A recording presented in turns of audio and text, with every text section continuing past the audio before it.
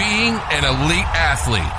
The glamour, the fame, the thrills, the fun, the money.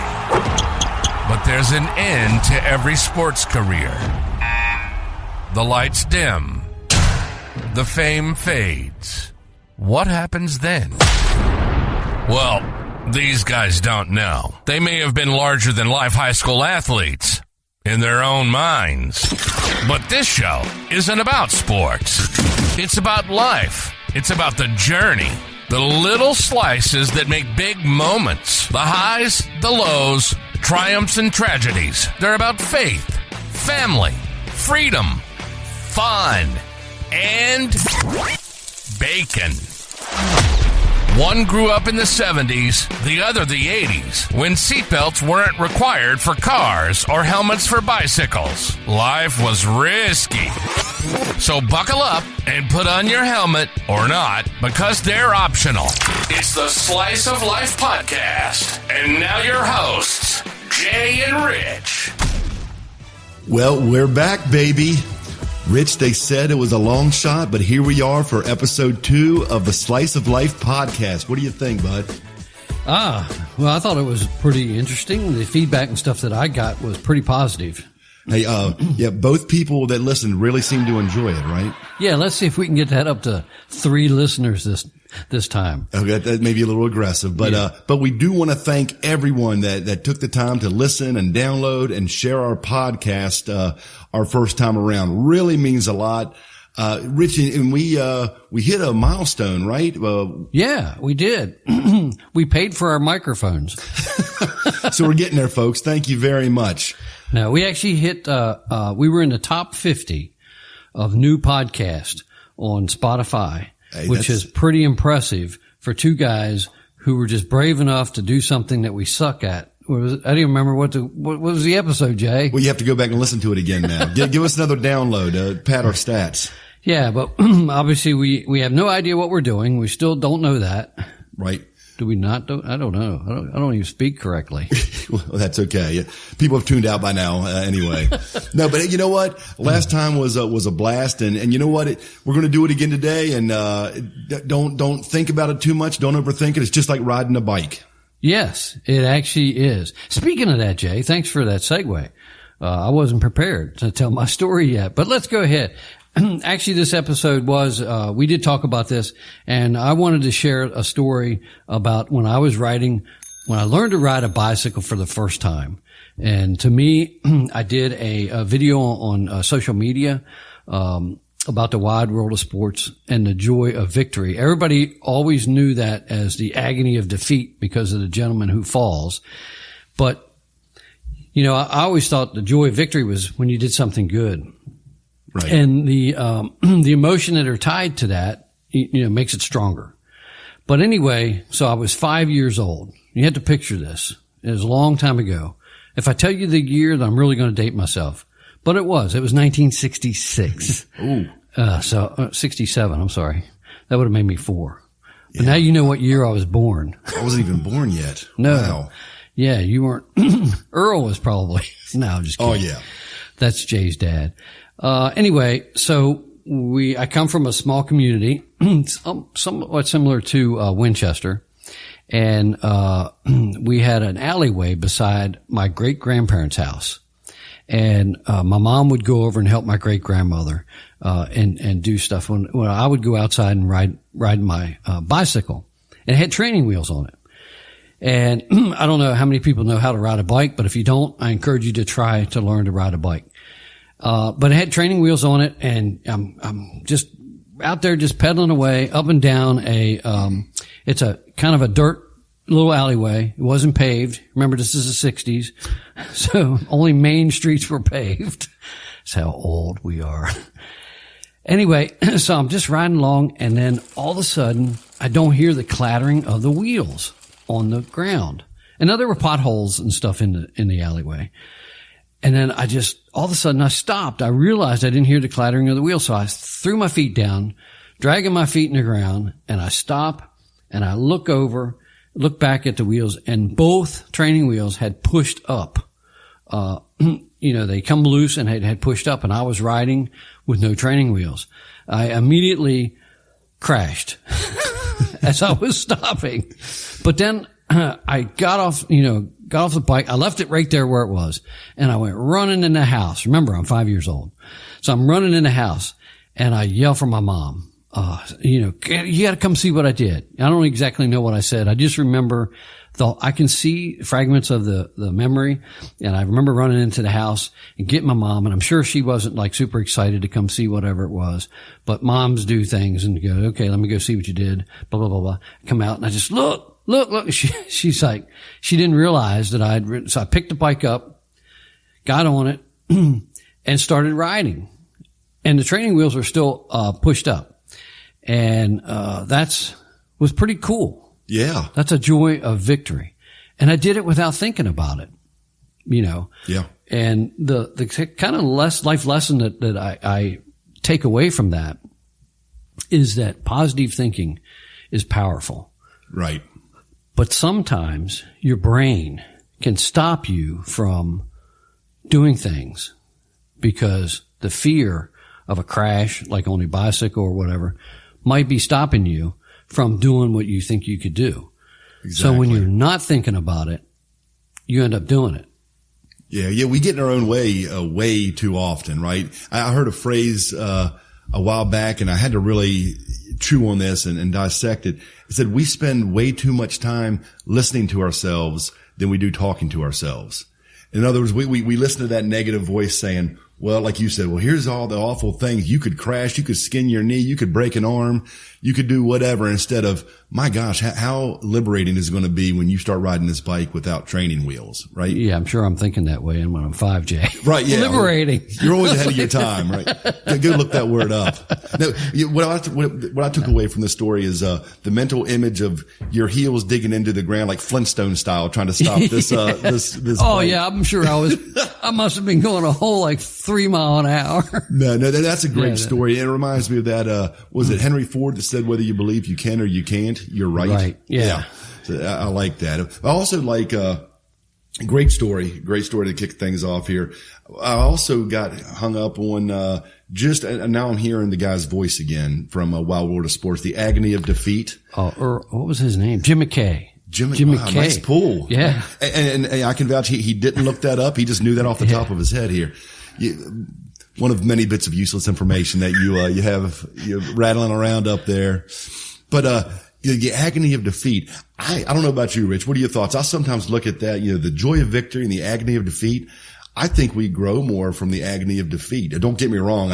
Joy of victory. I hope we encounter that every day of our lives, but the agony of defeat really helps us grow, right? Because we're going to be defeated. We're going to have losses every day of our lives. You're just not living if you don't go out and make some mistakes. Every day. Absolutely. But again, the agony of it. And I'm not saying dwell on it. I'm not saying, throw yourself a pity party for too long, but the agony of it, understanding and remembering how that made us feel and not wanting that feeling again helps drive us to get that success tomorrow. Yeah. Well, I think defeat or failure, the sting of that resonates with everybody, because the joy you feel when you accomplish something is not the same for everybody. Right. But I think we can all, that feeling, that sting, that burn, the failure, whatever it is, resonates with all of us. It's just incredible. But you're right. If you take that and you just turn it into a positive and go, well, first of all, I don't want to do that again. Right. How can I do it better? Yeah. Yeah. And the thing about, with riding a bike or whatever it is, if you learn, to turn off your fears, and just go into that quiet space. And that's actually what happened when I was riding a bike. I wasn't even trying to ride it. I was actually just joyfully riding that bicycle with my 5-year-old haircut, it was a probably, bowl cut? I believe I had a flat top. Oh, well, that's still, Even if I had hair. I had that all through high school. That's, to me, that'll never go out of style. Yeah. Now that I'm losing hair, I'm close to having it again now. I Not thought by that's choice. what you had today. Oh, and if you didn't notice that I did shave my beard off, Jay, did you know? Yes. Looking and I good. got my hair cut just for the podcast. Looking good. So everybody can see what I don't look like. Face for radio, folks. That's right. So I got my pod haircut and shaved my beard off, which I might be growing back again soon. But anyway, people thought I looked more worldly, was what I heard. And then somebody else I shaved off said I looked like Hitler. Ooh, now yeah, grow that beard back. So I was debating of shaving the mustache off completely. Why don't you go? What do they call it? Why don't you grow your mustache into your sideburns? Oh, be like Millard Fillmore, the president. Yeah, where he had the big side. I think it was Millard Fillmore. Go for that look. I think you can pull it off. Or the term. Now we're really digressing here. Is like the term sideburns came from a gentleman in the Civil War. I think his name was Burns. Oh, and he had long Gettysburg. mutton chops. He had big mutton chops that came down into a mustache. Wow.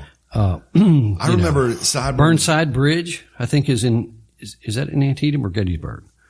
Yes. Now we're getting down into history.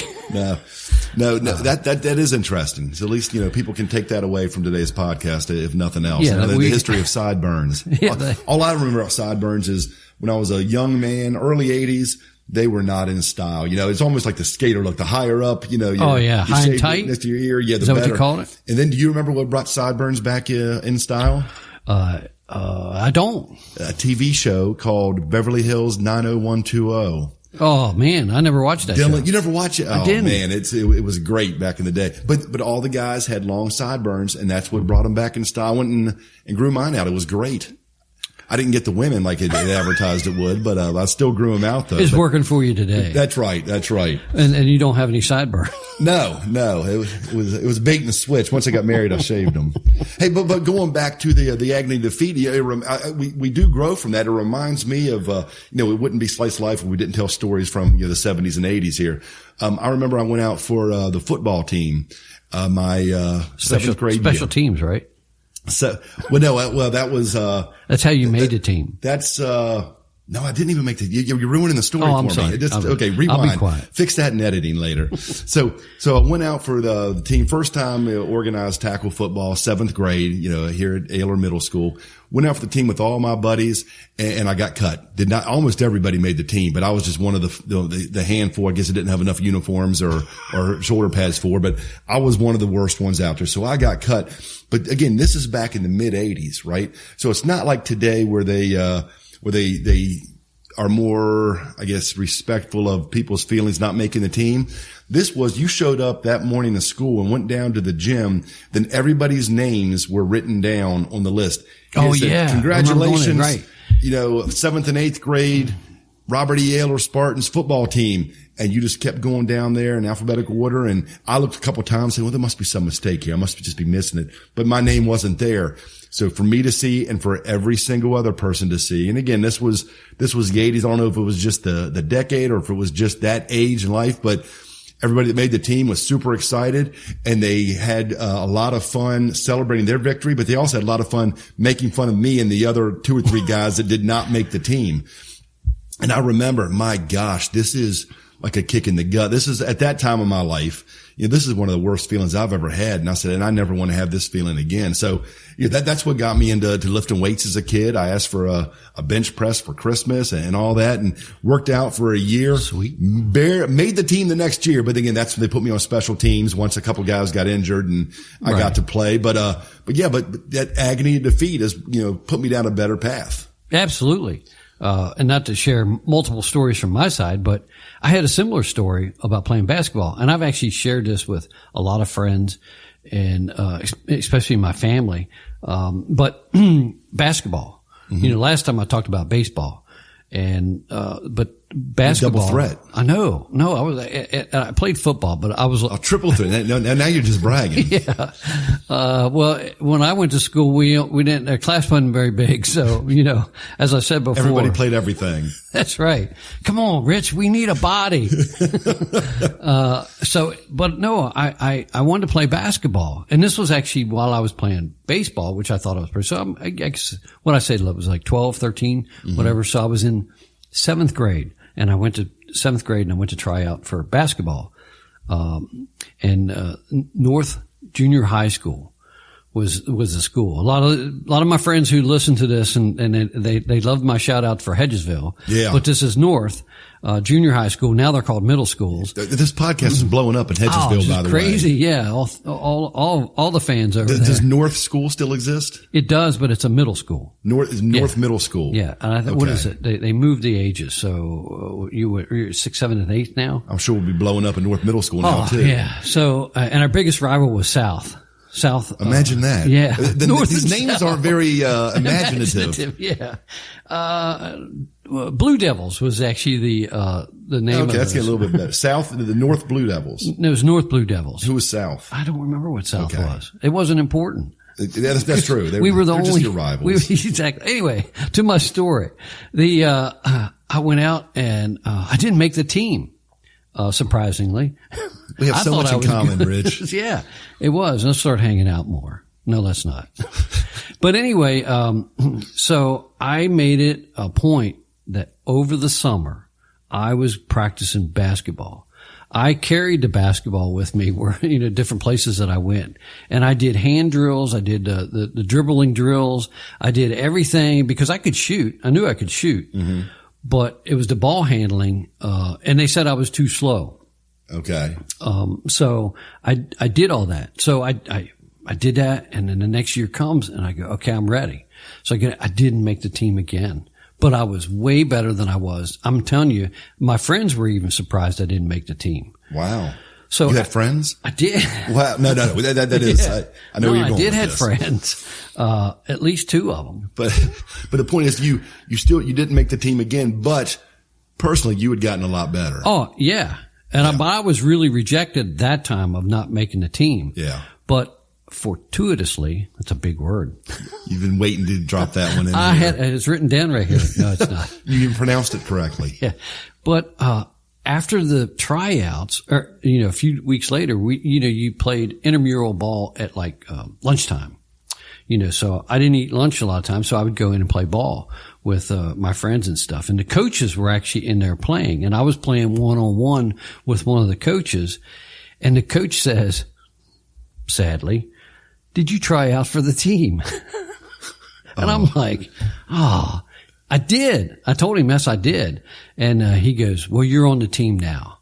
Really? Yeah. So that's actually how I made the basketball team. Oh, nice. I wasn't a starter. Yeah. But, I'm going to jump in right now. That's and this is the first time I'm hearing this story, by the way. I guess I just ignored it when you put it on social media a while back. No. It's so cool because, what I'm taking away from this is, there's ways to accomplish our goals, all of us, and they don't all necessarily go the traditional route. That's right. Here you are, you got better, you did everything you possibly could, you still didn't make the team for whatever reason. But then, after the fact, you're still out there practicing, showing off your skills, and you get noticed and put on the team after that. I love that. That's another one of those, lessons, and, just don't give up. Keep doing what you're doing, and, good things eventually happen. I believe that. Yeah, that's actually a learning point, and it was to remember that, as we said, memories, the emotions that are tied to things, help you memorize them, stronger and longer. And I do remember that.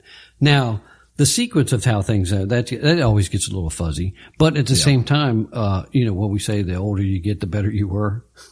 Yeah. Yeah. As our intro, we were great sports, athletes, but we don't know anything about that. In our minds. Yeah. In our minds. Yep. But it's, it is. And that's what I learned, that you, not to always take into account what other people think in general. Right. Just stay on the path that you're doing good things, and then you accomplish, something, unthinkable. Yeah. Yep. Absolutely. There'll always be the naysayers out there, no matter what you're doing, no matter how well you're doing it. And there'll be the detractors. You want to play a game? I always want to play a game. Yeah. Please. This is not basketball or football. Yeah. This is something we can actually, hopefully I'll be good at. Yeah. And folks, I wanted to apologize. The last podcast we thought was a little long. So we're trying to cut this one short, but still have something positive, a great story that we can share with you.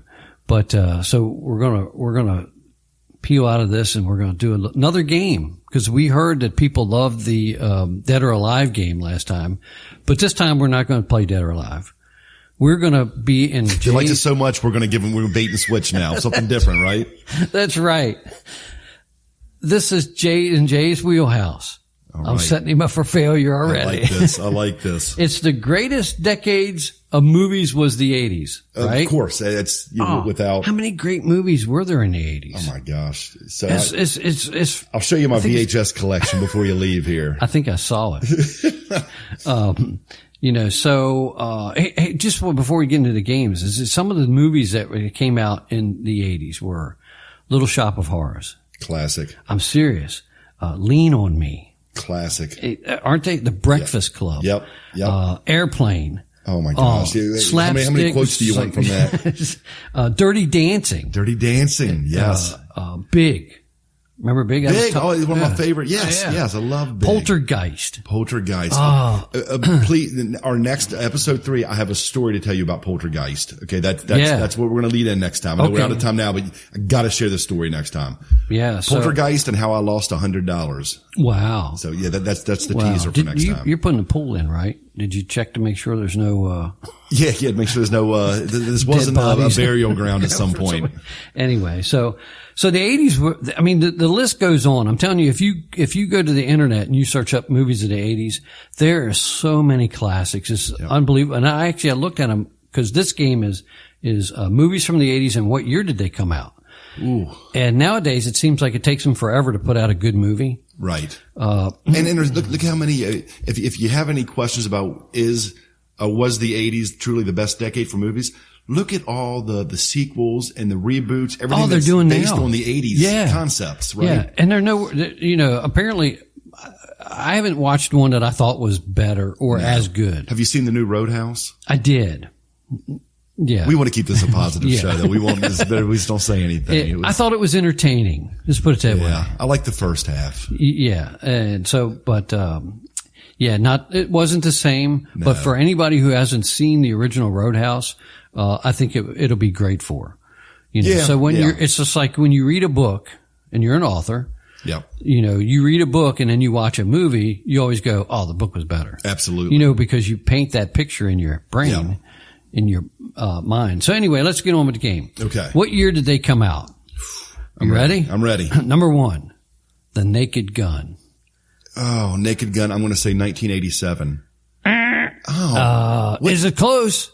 86? 88. 88. I was 1 year off. 88. I got to have a grace and wiggle room. 1 year off, it should count. No. No? Okay. I thought I'd try. Who started that? Oh, Leslie Nielsen. Oh, absolutely. Come on. Yeah. I had to write his name down because I say his last name incorrect.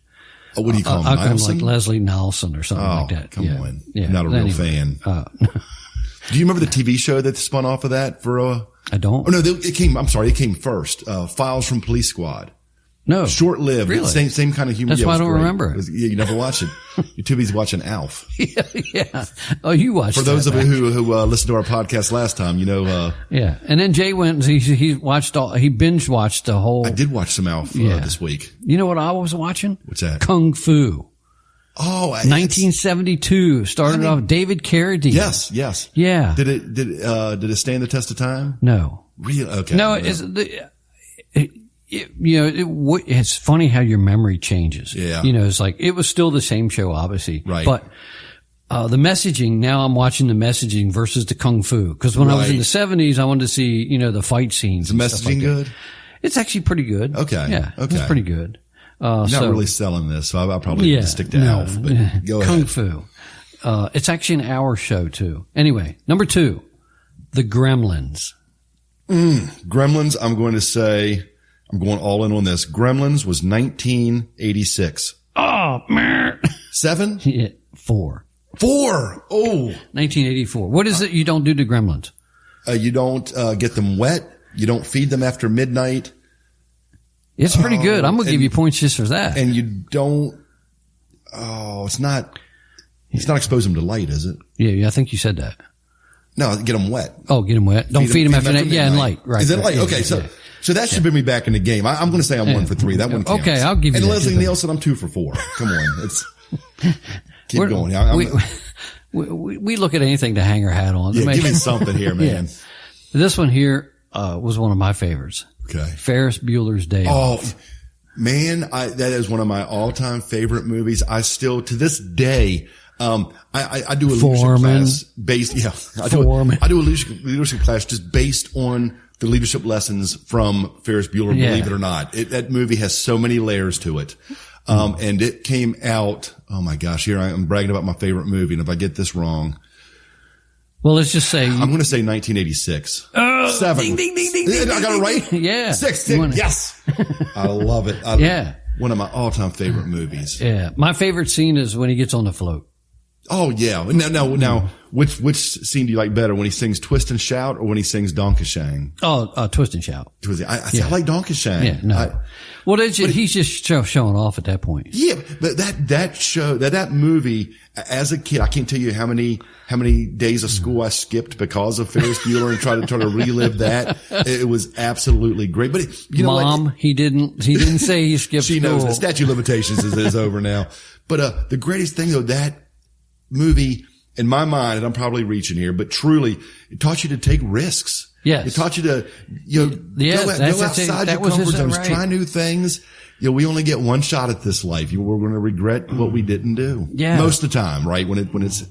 Yeah, that's a whole podcast. We just, as you said, podcast. Next podcast, man, we're just doing on Ferris Bueller's Day Off. And Poltergeist. And Poltergeist. Oh, yeah. You're already forgetting Poltergeist, Rich. Come on. Yeah. So number 4, E.T. Ooh. I'm gonna give you my guess here, but I love the 80s, right? I'm an 80s aficionado. Are you done? Are you done the E.T. impersonation? He's even holding his finger up like E.T. here, folks. Is it? Now he's showing a different finger to me. No, E.T. I'm one of the only folks in the world that didn't really like E.T. Really? I don't know what it was. Too slow. I do remember after I saw E.T. You wanted to ride your bike? It must have been early on because my mom took me to it. So this is not later in the 80s. I'd have been there, I know why you didn't like it, because the bike scene, you had a basket on your bike. I did have a basket on my bike. Okay, Mr. Training Wheels on his bike. We can go. We can keep going. But the only thing I remember about E.T. really is after it was over, my mom took me out and bought me a big bag of Reese's Pieces. Remember they came out from that movie. Right. That was the big thing. Because M&M's told him no. Oh, I didn't know that. Okay. Yeah. So they use Reese's Pieces. So with all that being said, I feel like I have to kill time like on, Who Wants to Be a Millionaire when they have to build up their answer. You want to phone a friend? No, I would like to in this one. I'm going to guess 19. I'm right over here, but my phone's turned off. Are you a friend? So it's, I'm going to say 1980. That's 82. Ding, ding, ding, ding. Is that right? Yeah, you're the winner. Yeah. I'm back, baby. Right. I'm on a roll now. I just had to get warmed up. All right, here's another one for you. I handpicked these just for you. Okay. Yeah. Cause you're an 80s kid. I am.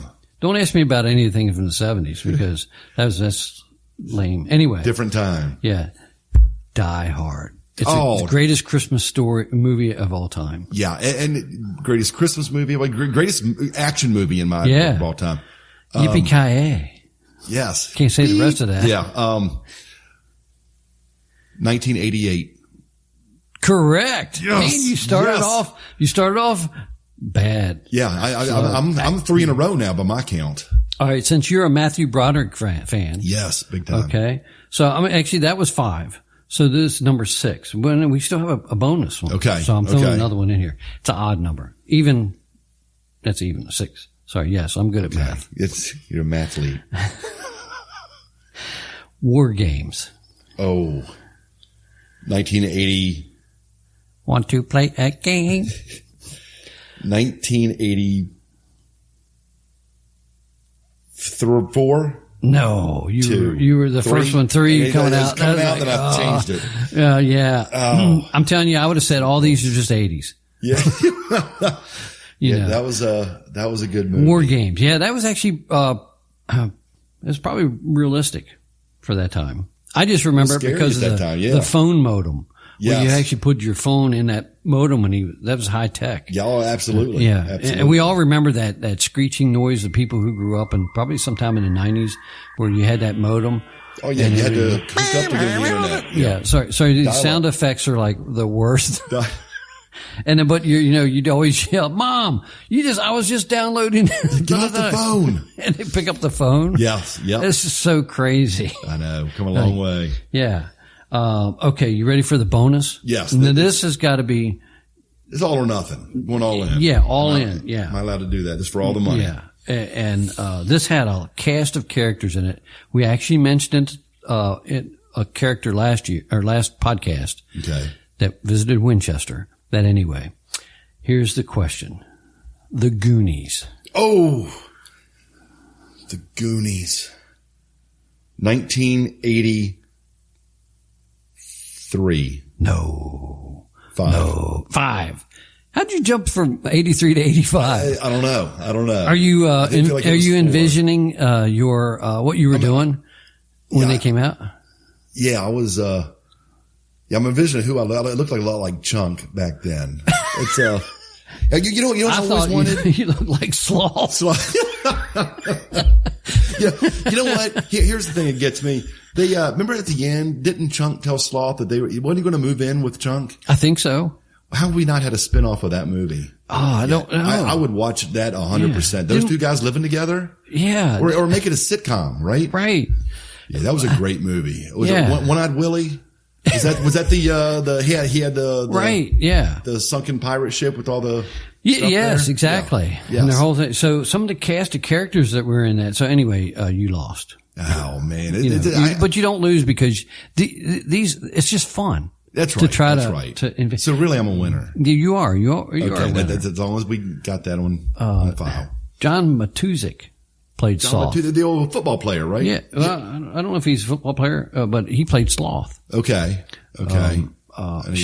Sean Austin was in it. Yes. He was Mikey. Our Winchester buddy. Yeah. Josh Brolin. Now, I didn't know that. The big brother, Yeah, right? I didn't remember that. Yeah. So he played. Cut off shirt. Cut off sleeves. Cut off sleeve Brandon. Shirt. They called him Brand, I think, in the movie. Yeah. Yeah. What was, he was big in, what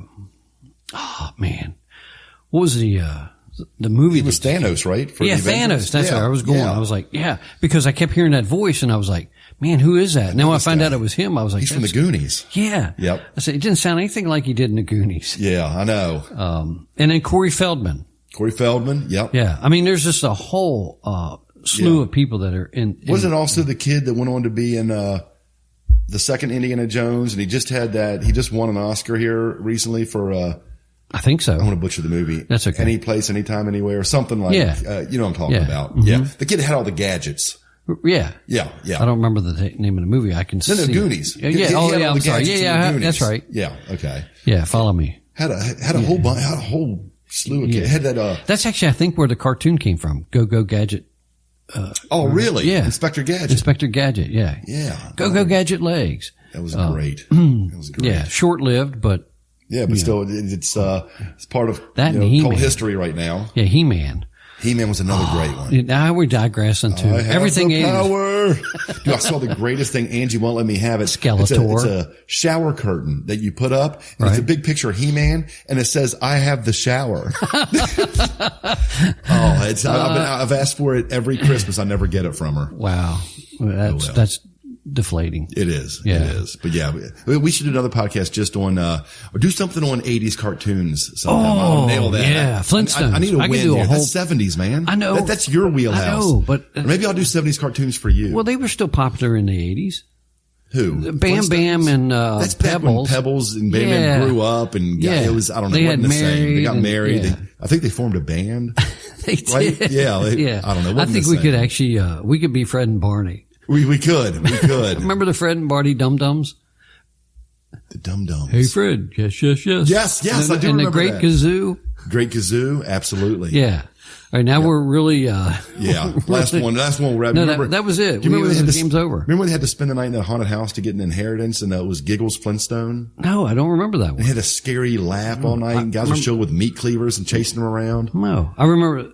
Was that Pebbles and Bam Bam? No, this is Fred. This is back. I don't remember that. Only Fred would get into this kind of scenario. I remember the family reunion, Hatfields and McCoys. Yeah, that was another good. So many classics from the show. I remember that one because Now, we'll get into more 80s cartoons and then 70s cartoons like Flintstones, Jetsons, Hanna-Barbera. There was some. Yeah. Do you remember the Herculoids?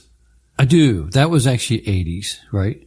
I don't know. That was actually when I was actually, it might be late 70s. Okay. I was busy doing things. So I wasn't. Ride your bike. Yeah. Rich, I appreciate you getting together again with me. And, I always have a good time with this. We hope our listeners, keep us in that top 50 percentile this, let's make it 25%. 25 percentile this time. That's what we're going for. We're going big, right? Yeah. So, hey, we'll be back for episode 3, but, we want to thank everyone again for joining us and listening. And, hey, let your friends know about this. Share us on social media. And, feel free to reach out to us too and tell us what, if you want us to, topic that you want us to touch on.